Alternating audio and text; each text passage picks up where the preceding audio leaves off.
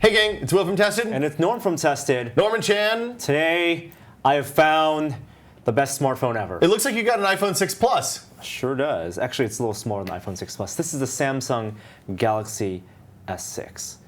Man, that looks familiar. Well, if you look from the bottom, yeah, it does look like... Hey, is that a lightning port down there? No, it's USB 2. It's Micro USB. They're bottom twinsies.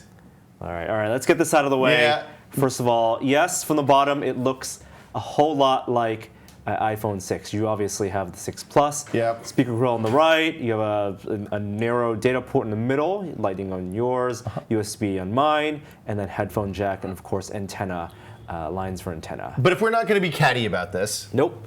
They have basically, this is kind of in between the size of the iPhone 6 and the 6 Plus. Yeah, it's a 5.1-inch screen, and this is Samsung's flagship. So Samsung, as many of you Android fans know, have two major lines of phones. They have in their Galaxy line. They have the Note line, which comes out in the, I guess, in the fall, and the Galaxy S line, which comes out in the spring. And the Note is the big phone. The Note is the big phone. 5.5-inch phone, 6-inch phone, yes. 12-inch phone. It's going to get bigger every year, it seems like. It's their equivalent of the Plus, Right. except they've had it's the fourth. It's already Except the for they fourth were the ones who generation. started that. That's yeah. right. And the Galaxy S line, GS Galaxy Nexus from Google. It was basically Galaxy S1. You have Galaxy S2, and then you've had 3, 4, 5 last year. Didn't sell so well. They tried to do a lot of things. Add waterproofing to it, like certification of waterproofing. There was a plug for the data port. Actually had a USB 3, micro USB, that really long one on the bottom. That's weird. Didn't do so well. Okay. So Samsung has kind of refreshed their whole design scheme, and now it looks more iPhone-like than ever. And in the like, they killed some sacred cows here. They did. They have the things that I have grown accustomed to equating with Samsung Galaxy S phones, like removable batteries and micro SD card slots. Those are all gone. Those are the two things. Yeah. I mean, if you were talking about big differentiating factors between iPhone and an Android phone that maximizes Android, the open platform, is micro SD cards and removable battery. So cheap expansion and removable battery. And a removable battery, and we'll talk about both of those things. In terms of the design, we're going to quickly talk about this. There's glass front right here, glass back right here. Oh no, don't show my IMEA stuff. Galaxy S6 stuff. Have you given this a good drop yet? No, I mean a real drop. Like I don't want to break it. No, I'm not. But you haven't. It hasn't like fallen out of your pocket onto concrete or anything like that. And then of course there's a little camera bulge right there that you can see. One of the reasons it hasn't fallen out of my pocket is that I actually think they did a really good job with the aluminum band. It is a unibody. You can't actually find a screw here. iFixit did a teardown, and it's actually it's all glue. So you have to pry out the back. But the side here, this aluminum band, which again looks a lot like how the iPhone has this band. If you look at yours, let's bring that over again. That band, the metal band on the side, is perfectly curved on the iPhone. See, and on the iPhone 6, people have noted, because how small and thin it is, that it can slip out of your hand. Like that. It's something that I really was concerned about when I first got the 6 Plus and when I used my wife's 6. As you use it a little bit more, you become accustomed to it, and you just hold it slightly differently. Yeah, Same thing with this. You put your finger on the bottom. I've always put my finger on the bottom of the phone to hold it. But I do like that there is a flat chamfer on the left and right side here, and you can see it actually is completely flat and flush. So does it lay flat on the edge, or is it just to make it easier to grip? It just to make it easier. It actually bumps up on both the left and the right side, top and bottom side, a little bit. So I like the industrial design of this phone a lot. I can't, of all the things to lift, I can't believe you would lift the glass back. Because the glass back to me is the real weak point of the 6 and the 6 Plus. I don't think this needed a glass back, and I think you can put a sticker on it, a screen protector, or even a case. But it is a beautiful design. It is really nice looking phone. And I know some Apple fans will say, "Oh, look, the bottom is not aligned. It's off axis here and it's off axis there." These things don't bother me. I don't care about that. Yeah, whatever. So we got past design stuff. Also, of course, the home button is a very typical Samsung home button. It's wide here. We'll talk about the functionality of that. And I chose the white model, not because it looks like the iPhone, but because it actually does a good job of hiding the left and right icons on here. If you know from Android phones, some Android phones, like the Moto X, do not have physical buttons. It's just nothing but screen. It's nothing but screen. So you have home, and then back is on the left. Your multitasking is on the right. Samsung phones have always done the opposite, and they've always put the back on this side and the multitasking on that side. Now, these actually illuminate. The very first thing I did was turn off the illumination because I don't like having that pop up. You know that they're there. I know they're there. You get the haptic feedback. I'll hit that. I got a little bit of a feedback. Can you turn on the illumination so people can see? Yes. Well, I'll do that now. On the industrial design on this, really my only objection to this phone is that they insist on putting the name of the company on the top of the phone. Yeah. I mean, I don't know why you have to put Samsung on the top of your phone. You can actually, Samsung's on the top. Actually, Samsung's also on the back. Right. You can have always off. Here's always on. You can then. So you can kind of see them on the white. There you go. There they are. You see right there. Yeah. And you can have a delay, even the 1.5 second delay. I think it's annoying that it pops up. Are those bright enough that they like light up the room when they come on at night in your bedroom if it's dark? A little bit. I like it always off. Okay. On the black model, you can actually see the silhouettes of those even when they're lights, off. even when they're off. Okay. And I actually like not being able to see them at all. One of the reasons I got the white. This is your first white phone. I like it. It's nice, right? It's nice. It's a nice design. I really like the design of this phone. And so obviously, when you get rid of the battery and you get rid of removable storage, expandable storage, you think of what are the compromises? Does this phone make compromises? And admittedly, it does to some extent, but I think the benefits outweigh the compromise in the end. As you mentioned, iFixit gave this one of the worst repairability scores it's had for phones. It's right up there with like the iPads in terms of being glued shut. Yep. So it is difficult to open up and replace the battery if you need to. But I think for most people who are buying a phone on contract and they're using it for 2 or 3 years, probably the battery dying isn't going to be as much of an issue as you would expect. Now, one thing I did miss, it is an AMOLED screen. We'll talk about the screen immediately next. It doesn't have this active display that the Moto X has. This is the phone I was using previously. So that's a Motorola-only feature, right? Motorola-only feature right now, but the passive display where I can just, for example, the force wave for time, I can't do that with the Galaxy S6. Do you miss that? I do. I think that's the coolest feature of that Motorola phone. Yeah, but size and weight-wise, it is a little thinner than the Motorola. It's a little thicker than the iPhone. That's because of a larger battery inside. But it is, I think, a really good size phone. So let's talk about the screen, because the screen is, I think, the really big thing. It's not the first screen by a long shot that has a 2460 by 1440 display. The Note 4 from Samsung, which we reviewed earlier, had that. LG's had that. They actually just announced their GH4, or the new LG G4. So it's the first screen that's on the 5.1-inch phone, though. I think the LG one was around that size as well, but it's the first one I've used extensively with this pixel density. And the question is, does that really matter? Answer is no. Yeah. You don't need that resolution on a phone for day-to-day use. Even if you're doing something, especially if you're doing something like watching video, because video, when you watch it online, Netflix, YouTube, you're getting 1080p. You're getting 1080p, and most phone streams are 720. Yep, and some of you out there might say, hey, YouTube has 4K. Well, YouTube 4K, not on the phones yet. That's only on Chrome on desktop, on Safari on desktop. And just to be clear, this is one of the situations too where bitrate is always better than resolution. So you're much better off with a higher bitrate 720p stream than a lower bitrate 4K stream. That's right. But in terms of even photos, so with the Galaxy Note 4, we did that comparison where we looked at two images. One was 1920 by 1080, other was 2560 by 1440. Same image, couldn't tell the difference. It's the same case here. Can I see if I can see the pixels? I actually don't have it loaded up. I'm going to take my glasses off. We'll see if you can load the pixels. I'm going to show you just some images. For example, here's a photo. Let's get a nice landscape portrait one. Here's a nice photo, higher resolution than the phone. Spoilers, man. You can't actually see because you're watching a 720 or 1080p video. But let's see, Will, if you can see the pixels. Can I see pixels? All right, Will. Oh, I just lost the video. It's in Okay, here we go. Wow. I don't think he can see the pixels. I can see. Oh boy. Hold on. Glasses are off. Getting in there. I'm one eye in it, which is a good one. That's that one. I can see the lines around the pixels.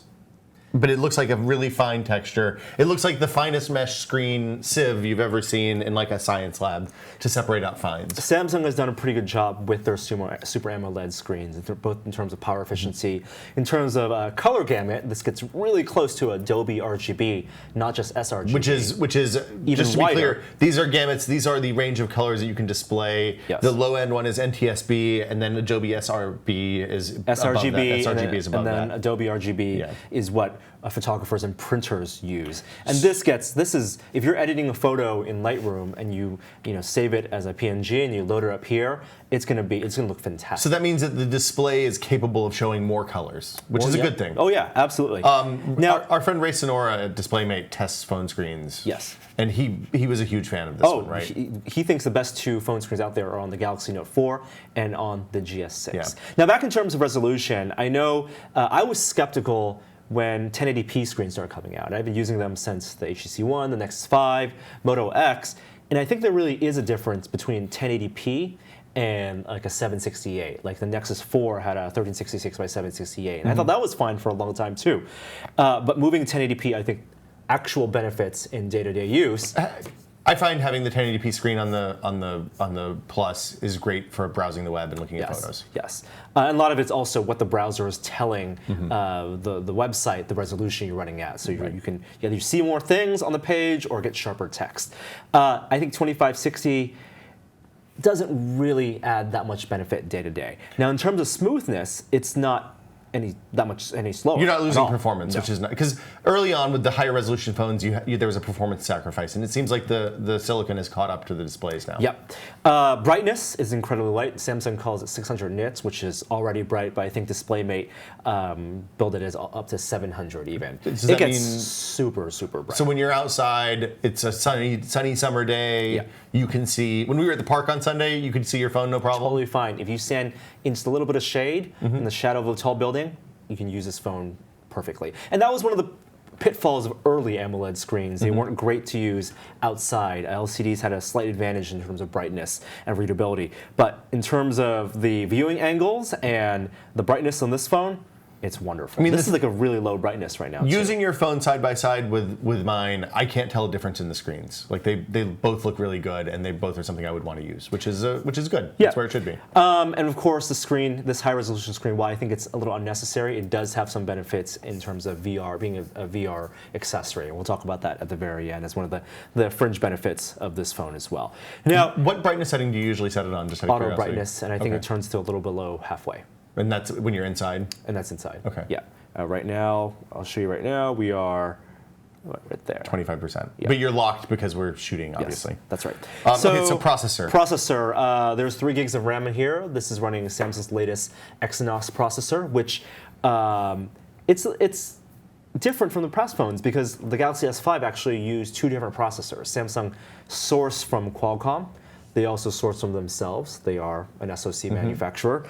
But a lot of people speculated why use that Exynos processor only on the GS6? And if for Inside Baseball, it's because they built a new factory in Texas. They want to maximize production on that, to maximize the production facility. Qualcomm's actually licensing some of that and using some of that production capacity. It was previously a US world issue. US right? international differentiating factor, but now it's all the Exynos stuff.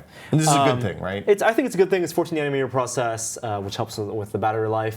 I think we've reached a point where performance for most games, and especially on the Android side, because you have to make games that work on a variety of processors, it's a known quantity. It's more about how Google uses that processing speed. And while people will say, Android is with Project Butter, is buttery smooth. I think it's smooth enough, but if you put a direct comparison with iPhone and iPad, iOS still prioritizes scrolling ahead of rendering. Although I have to say that's one of the things that I noticed about the Plus is that because it's doing the scaling up and scaling down, scrolling is chunkier than it's ever been on an iPhone in recent memory. Right. So if you look at the web browser here, we'll do a quick demonstration. I mean, that seems fine. That's super fast. If you want to run this on under a high-speed camera, you'll notice that my finger moves like ever so slightly before it actually responds. But the thing The big benefit of having a faster processor on Android these days is that your processor is spending less time working, and that means your battery life is going to be better, right? That's right. Yeah. So optimizations. I don't think performance is really the reason to buy this phone. It's not because people. I don't think people buy new phones every year because it's slightly faster. I think we've reached the point that processor speeds are good enough. Last year's stuff would be good enough. So the thing that's kept me on iPhone for years at this point is camera. Yeah, and Android cameras have been kind of crappy. There's been some high points here and there. High points here and there, but overall, I think it's fair to say that the iPhone has improved over time and has outpaced Android camera phones. I think until today. So I did point out that there's the camera has the bulge in the back. This is a 16 megapixel camera. It uses a Sony sensor, actually.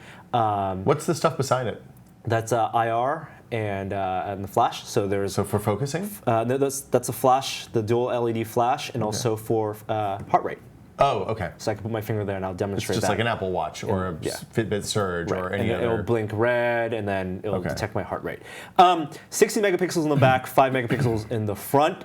And let's just get right to that camera app. Ooh, getting ahead of myself with the fingerprint stuff. So here's the camera app. I don't have a good subject. There you go. That's perfect. I think the camera app's really nice. I've of course turned on the grid lines, and here we go. We'll do a quick demo. That's a real fast shutter. Is this a Samsung app or is this the default Android app? This is the default Samsung app. Okay. Which I really like. And you like it? I like it. That's good. So fast shutter. I can actually hold down, look at the top right. Okay. So 10 a second or so? 30 pictures at once. Is that the max you can take, or is it? Okay. So that was 30, and then I can click here and, of course, choose the one I want. They're all the same right now. So will it save all of these, or will it only delete? I can delete individual ones. Okay. Or I can back out and delete all of them, all remaining 29. So or you can save one and then delete the other 29. So I'm going to do this again. Will, on you. Hurry up, make a face. There we go. That's 30 pictures. Okay. Now let's quickly go back here and demonstrate. Why do you think the 30 picture limit? I think it's saving. I'm not sure exactly. And you can see that even with our good lighting here, it's going to catch. Oh, that's a good one. That's magic. That's the one. Save as new. Okay. Oh boy, this is for future reference. Oh no. Not again. So you have your burst mode. You have video modes that will shoot up to 4K. Now I will show you that your video size will do UHD, which is 3840 by 2160, and it'll even do 1080 at 60 FPS. But if you even go up to 1080 FPS, you lose video stabilization, tracking, autofocus tracking. So when people move, so like face tracking for focus purposes, for video, you lose all of that if you go above 1080 full HD. Oh, that's a bummer. Yeah. So on the iPhone, you can do 1080 60. And you seem to keep face tracking, but obviously there's no 4K on the iPhone at this point. So video stabilization is here. I think there are a lot of cool settings here. What's the compression like for the 4K video? Are these big files? They are big files. Are they pretty big files? H.264? H.264. Okay. Yeah. And then 16 megapixel here. It is awkwardly though a 16 by 9 image, and in just a second, not right now. On the camera or on the video, you want 16 by 9? In the photos, there's 16 by 9 photos, which some, I mean, HTC, I think HTC, HTC One M8 did that as well. That's weird though. Yeah. So different photo modes. This is the very basic photo mode. Of course, you can tap for exposure, for focus. But I like shooting in the Pro mode. So here's where you change between your panorama, your slow motion. You can actually download. There's a food preset? Well, you see the icon here next to animated GIF? Yeah. Beauty face, food. You mean animated GIF? These are actually Samsung specific photo apps, apps that you download through the Samsung app. So if I click download, it'll bring you to a separate menu, and you can download additional apps. Now the animated, this one's not Did you try? so What bad. is I want to know what the food app does. The food one is not very good. It just changes color temperature. Oh boy. There you go. Color temperature. Oh no. Or you can auto. Okay. Because inside of restaurants. Yeah, the lights are always weird. Yep. So what I'd like to do is do the Pro mode, and one of the reasons I like the Pro mode is on the right side here. Now you can actually set your ISO. It's what do you want? I always shoot as low ISO as I can, and then also exposure compensation, so you can actually make it even darker. Adding exposure comp was a really nice, incredibly useful on iOS. Super useful. Even so, when you're at a party and you don't want all that noise gain, you can actually do this, take your photo, and you can add, change your metering, change your effects. Are there like easier shortcut ways to get into some of the stuff that you want to change more frequently, or do you have to always drill down these menus? The pro mode is the only way you can change your ISO manually. Now, the one thing I did also want to demo is the speed of launching the camera app. Okay, so you're just going to start with both phones off. Yep. So what I'm going to do is swipe away. There you go. Cancel on yours. On the Samsung, you actually just double tap the home button. So what I'm going to do is I'm going to swipe up yours and double tap on mine at the same time. Okay. Ready? 1, 2, 3. Well, you started the swipe late. But you also started with my phone on. I think they're comparable. They're comparable. It was good enough that I was able to get things that I don't think the Kodak moments, so to speak. So the knock against the iPhone 6 for me is that sometimes you'll do that swipe and it'll load the camera app very quickly, and then there will be a lag as it initializes the camera sensor. So like that one was fast. Yep. Sometimes there's an inexplicable pause. The lag is the first time loading. Yes, okay. Absolutely. So if you haven't run the camera app in a while, then it will take a little longer to load it. But since we've already launched it, double tapping gets That's me nice. there relatively quickly. That's as good as a dedicated button, I think. Yeah. Do you need to be signed into the phone? Do you need to unlock the phone for that to work? Nope. Okay, so you can. So this is locked right now. If I take a photo, I can only go through. So the camera. Boy, okay. Unlock device. Yeah. Oh, you can't even see the pictures you just took. You see the one that you just took. This one I just took. Okay. Right. Cool. So that's the camera. Let's show some comparisons, because we did do some comparisons earlier. We're going to put. I'm actually not going to tell you which one's on the left and which one's on the right. This is a terrible TV. This is a terrible TV. So here's a macro photo, and this is a unique scenario where it was a dark room where ISO would normally have popped up, but I had a small spot on this figure. It's a macro photo as well. This is in the studio with all the lights off, basically. Yes, and if you did not go into the pro mode, your normal camera, would want to overexpose this. Would want to pop up that gain because it thinks, based on the metering, that it's in a dark room. Now, on both the iPhone and the Samsung phone, I've configured it so that it actually, less noise. It actually takes advantage of that little spotlight. Which one do you think is better on the left and right? There are actually some clear differences, even if you can't notice. I mean, the one on the right is clearly the colors popped more, which makes me think that's the iPhone one, because I feel like the Apple tends to emphasize colors and overexpose a little bit. I'll tell you. I think the one on the right is the better picture. The one on the right is the Samsung one. Yeah. And what I noticed when I look at this is the dynamic range. When I look at the eye of that tauntaun on the left, it's more in the shadows, but the one on the right, you can actually see more of the details in those dark spots. Did you take these side by side at the same time? Side by side at the same time. Let's move on to the next photo comparison. So here's a face. I think a face is very, very important. And this is Joey's eye right now. I will give a caveat that these are not exactly focused in the exact same place, but what framing's a little different too. The thing that I want to call out is the tonal quality. So what do you think has the better tonal quality? I think the skin tone is better on the left, but I think it's because you're too close on the right. I think you're right. It's out of focus on the left and right. I actually like the tonal quality on the right one more. Joey looks a little jaundiced in this one.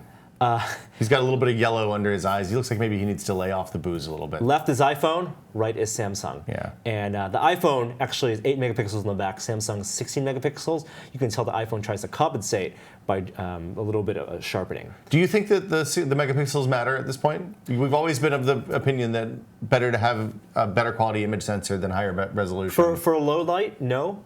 But for landscape, if you want to crop in, yes. So let's move on to the next one, which coincidentally is a long-distance landscape shot. So this is, I wanted for this test to show overexposure. You got the sun glaring on this building. It's very reflective. You have shadows on that post on the left. And tell me which one do you think is the better one. So again, the crops are a little bit different. Is this just holding up the camera and shooting as it is? Yes. Okay, so if that's the case, I think the one on the left is probably. I like the blue sky on the one on the left. I feel like it's maybe a little bit overexposed on the bricks, but I kind of don't mind that. So, But it's hard to say because again, it's cropped. Spoilers. The iPhone was always on the left. Oh, okay. iPhone's on the left, Samsung's on the right. The reason they're scaled differently is because of the resolution. Right, that's what I assume. Because you're cropping in more, because you're getting more.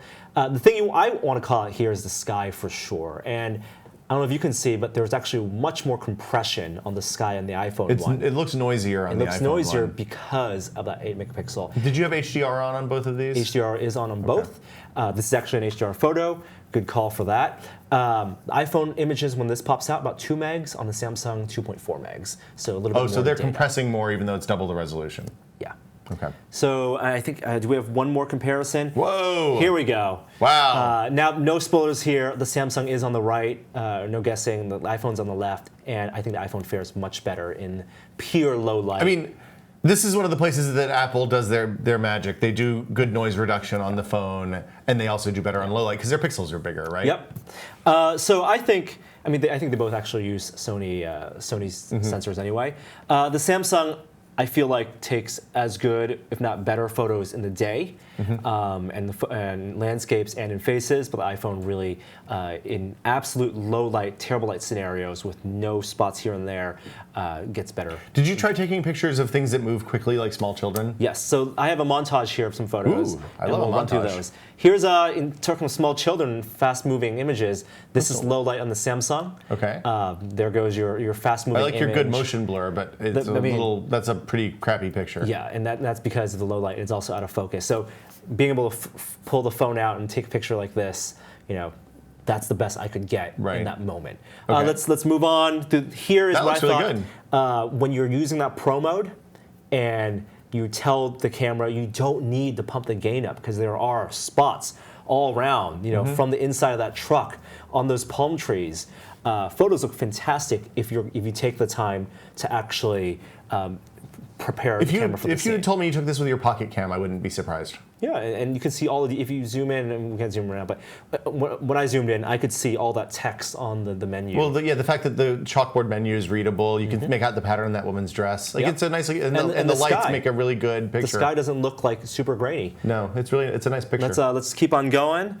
Here again, another low light. Fireworks are And you hard. actually like some decent fireworks photos. Yeah, and this again was with the Pro mode where you control the exposure, Yes, basically. Exactly. Okay. So it's not pumping up the gain. We'll keep on going. Here's some Whoa. daytime stuff. High density. Like this is something that when compressed, if the phone has built-in high JPEG compression, you're not going to get any details. This is where I think high megapixel really helps out. Okay. Where you can actually crop in and see details from flowers. Even though it is doing some aggressive compression on the JPEGs. Yeah, and let's keep on going. Here, Ew. look at that. Look how pretty great good. that photo looks. Again, because there's good room lighting, a good spot on this. I didn't need to pump up the gain.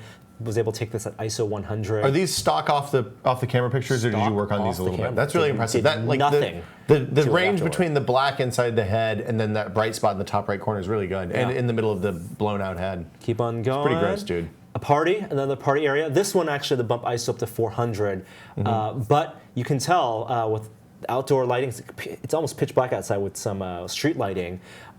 This is HDR as well, I assume, And right? this is HDR as well. You notice in the top right-hand corner where those China bulbs are, it is a little blown out there, but it's a great. This is a really nice photo. Really nice photo for a dark party. Macro photo, again in Pro mode. Look how great that looks. Yeah, that's good. And you can see the depth of field. This is aperture 1.9. It's a 35 millimeter field of view for that lens equivalent. So it's a little wider than previous Samsung phones, but I really like it. You can get really up close to this light. I mean, this looks like a a photo from a nice pocket cam. This seems like finally a camera. I mean, usually when we talk about cameras on Android phones, there's some sort of, well, it's okay at this and okay at this, but then you have this horrible thing that's horrible, or it's bad at low light, or it's bad at high speed. It seems like you don't really have that here. Nope. And let's keep on going. This is an HDR photo. It's at almost the golden hour. Are those lights on? Those lights. They look like they're on. Yes. Yeah. Those lights are on. But Very quick golden cool. hour photos. Here's a low light. This is where the noise really pops up, and I didn't to actually get details here. I actually had to turn the ISO up, and you can see that compression above that building. Yeah. But this is super, super dark, like 1 a.m. Landscape, high detail landscape. This is where if you wanted to crop in, where the extra megapixels really help if you wanted to just get in there. To get rid of some of that sky. Or to focus on some of the people down there. Does that mean you're using the digital zoom with the higher resolution? Nope. Okay, you're still shooting wide and then cropping in post if you need. Yep. I'd never use digital. This is the front camera. Okay. 5 megapixel front camera. It is muddy, I think, but it's of course 5 megapixels. It's the best you're going to get. Right. Better than comparable. That's a good photograph. But yes, How furry that dog is. driving down, whip the phone out at a stoplight and take a photo. Don't do this, but Norm was in the backseat of the car on the driver's was able side. to get this photo by whipping out the phone, That's a good double photo. tapping that home button, and checking out that cool I like dog. that picture. All right, so I think the camera is fantastic. I think that's good. Consider me impressed. So the What next else do we thing got? that I How's want to impress battery? you on is the battery life. Yeah. So it has a 2550 milliamp hour battery, which is higher than the 1800-ish on the iPhone 6. iPhone 6 Plus has much more. It has a 2300, 29. It's 2900. huge. Yeah. So it fits right in the middle of that. But it's more than all day. One of the disappointments I had with this phone was that I could barely get all day. The Moto X. Moto X, had to charge this on the drive home every day, 6:30 p.m. Here, I could use it up to 11 p.m. Talking about 8 a.m. to 11 p.m., like a good 13 hours. And you've had a couple of days now with that you've gone to conventions, you've been out all day, you've been doing stuff like you were at Celebration, you were at WonderCon. Yep.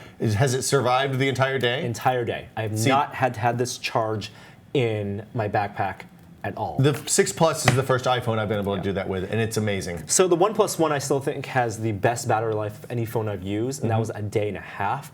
That I could get away with using all day, not charging at night, and still have a morning of use. Yeah. This, you're going to get into the red zone at the midnights if you use it all day. If I forget to plug the Plus in, it'll usually be good easily into the car ride the next day, and usually to noon. So. Not replaceable, obviously. And even probably not even replaceable to people who want to open the phone. That's right. Barely. Whereas with an iPhone, you can unscrew the 2 screws on the bottom, pop it open, and replace it with not a whole lot of hassle. Right. This seems like a you send it in for service. I mean, the battery isn't one of those crazy batteries that like wrap around the entire. It still looks like a rectangular battery in here with a proprietary connector. So And it's not soldered to the board or anything like that. It's so just, you it's can just friction disconnect it, and then you can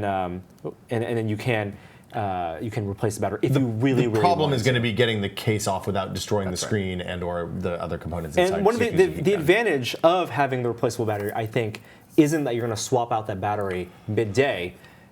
It's that you're going to swap out that battery 1 year later when your battery or probably 2 years later. Yeah, 1500 charge cycles. Gone through all those charge cycles, and you still want to keep this phone or resell the phone, or when Or someone give it, buys or a give it to second- your Exactly. kid or spouse or whatever. Yeah. That makes this less likely. So that's battery. There's also a fast charger, which I liked. What's the fast charger? So it's a 2 amp charger. Oh, so basically. it's like using your iPad charger on your iPhone. It charges super fast. Yeah. And there are a bunch of standards. Samsung has, they call it adaptive fast charging. You see right here. Qualcomm has their own standard. It's still the same connector, but you have to use this proprietary charger. It gets you 50% in 30 minutes if you're at low. So there are companies that license the charging spec. Yep. For example, you can get an Anker 4-port or 6-port charger that will do the turbocharge on that as Which well. is, it's not just like Samsung. Yeah, you don't have to have just that brick. You can have, but the phone supports it, which is good, and also the software supports it. So when you're plugged in with a fast charger, it will identify it as being fast charged. Oh, it says, hey, this is a turbocharge? It says you're being that's nice. turbocharged right now, as opposed to a regular charge. That's awesome. And then it does wireless charging as well. How does that work? Magnets. No. Magnet Like, induction. Functionally, is it slow? It's slow. Yeah. I went to a Starbucks. You're going to get, about 10% every, it depends what state charge you're on, but it was like 10% every 20 minutes or so. So it's more to keep you topped off than to Yes, fill absolutely. up.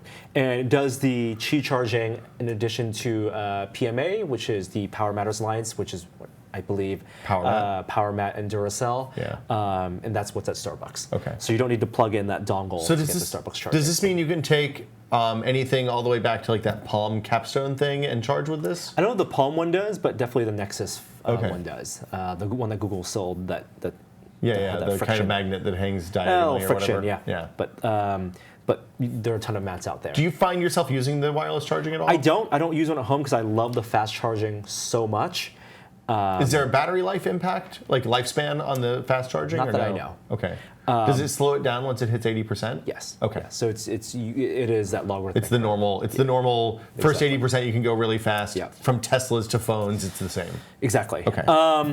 And then software is the last big thing I wanted to talk about. Yeah. So if you look at this phone, it looks like Google Now launcher, and that's because it is. But there are some identifying elements that are TouchWiz. First of all, this lock screen. Look, ooh, oh, actually, you can't do that because I need my fingerprint.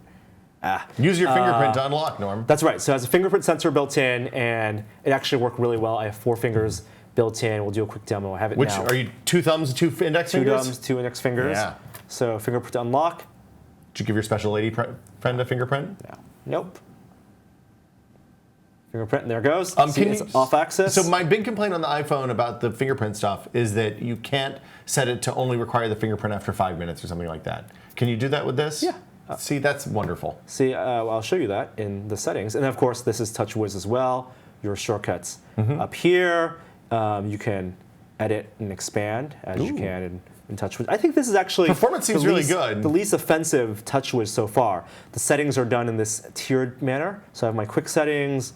I can go to my device. It seems like it actually personal. makes sense now. Here's my lock screen. So there you go. Here's the different modes for security. But what you were asking about specifically Is the is timeout. the secure lock settings. Yeah. And so it's a secure lock time. I can have it set up Oh wow, to. that's really nice. And let's just actually What a do luxury. it for 15 seconds as opposed to instantaneously. So I think the fingerprint stuff works. People have said it takes 1 or 2 tries. It's not perfect every time. I will get the occasional try again. But here's the animation on that. Ooh. So this is TouchWiz.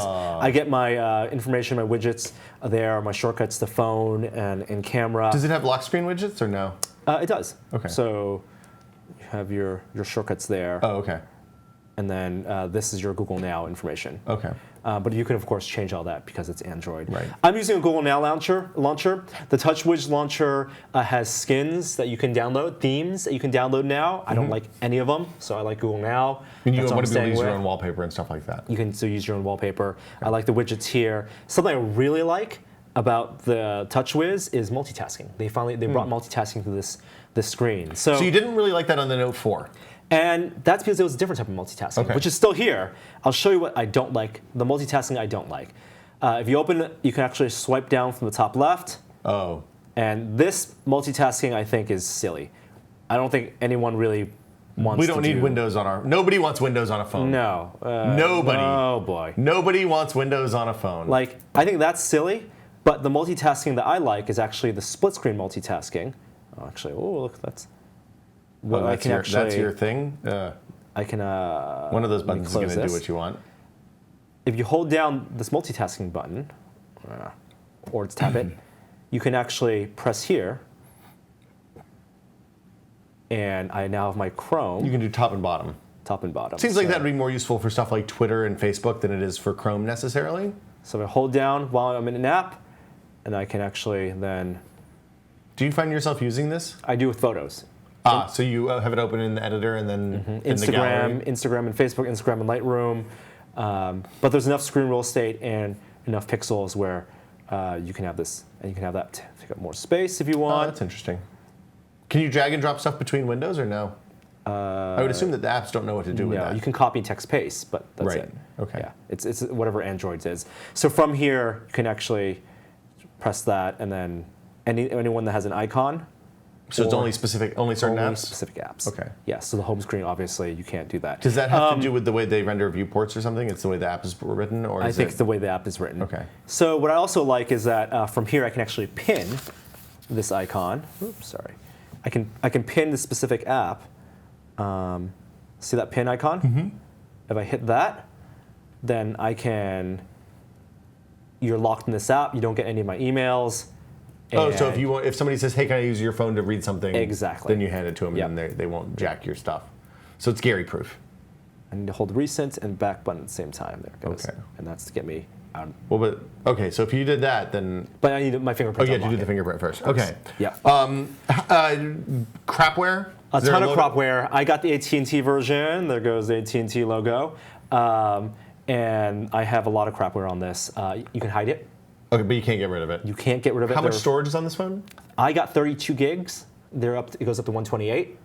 7 gigs are taken with Android and crapware. So that's okay. Significant. Yeah. Yeah. So I don't know if 32 gigs is going to be enough over time. That's what I've been living with. It's Okay. been fine for now. Fine for all my photos. Are you taking photos off regularly? No. You're just Everything- leaving them on there. Photos stay on here, videos stay on here. Google Photos will upload automatically. Yeah. So if I want to curate, I can do that. But so far, it's been fine. We showed the fingerprint stuff. There's also S Voice. What's which S is- voice, Norm? Is it Samsung voice? It is Samsung's voice thing. Do you say, "Okay, Samsung"? I'm gonna demo 2 things Yo, in Sammy. sequence. I'm gonna get frustrated with S Voice and then show you my heart rate. Okay. Here's the funny thing with S Voice. I use OK Google. That's not even. Oh, there it goes. That's a little slow. How much does S Voice suck? I feel like you're not giving this a fair shake. Look, it's still thinking. Is this OK Google doing this, or is Is this this S S voice? Voice? I just paired it. So, because I'm using the Google Now Launcher, if I'm in the desktop and I say OK Google, I get OK Google, which is great. But S Voice is the only way you can use voice commands with the phone off, which is why I had it on the table. So if I say OK Google, it's going to launch. See that bottom Wow. menu. And at least it doesn't take up the full screen now, but it's slow. It's not as good as OK Google. And I wish that OK Google would work. Well, and you're used to the Moto Wonderful. X, which does the voice stuff all the time, Exactly. right? You say "Hello, computer" or whatever Yep. it was. So while I am now frustrated, Can you configure the phrase that you use to tip yes, it off? that's why nice. I changed it to OK Google out of spite. See how angry I am. You know, my heart rate's 80 beats a minute. I'm anxious just thinking about this. You can see it's Keep still and quiet, Norm.